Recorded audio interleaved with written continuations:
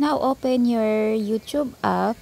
Then, maghanap ka ng mga music or video na gusto mong i-download para anytime nga gusto mong i-watch without data or internet wifi, maka-play ra ka. So, for example, guys, mag-search ka dito na music. Or else, mas gusto ko, guys, na mag-search ako ng MasterBeast. Yan lang i-download ko kasi gusto ko paulit-ulit manood sa mga video niya. I-type mo lang siya dito, tapos maghanap ka ng video niya na i-download mo. For example, this video, guys. So, dito sa ibaba, makita mo, guys, may like, share. No, maghanap muna tayo ng isang video kasi walang download. So, hindi pala available sa download. So, for example, this video.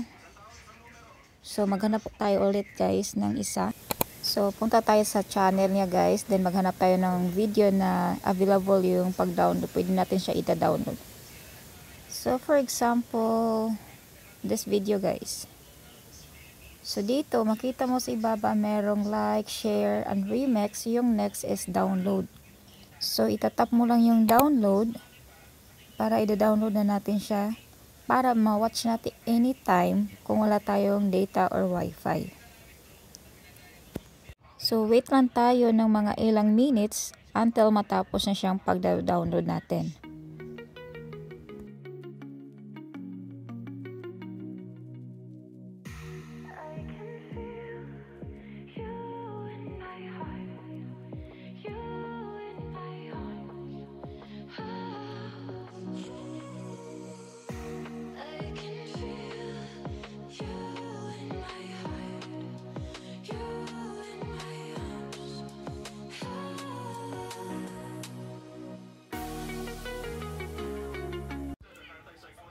So, nakita mo naka-check na yung downloaded.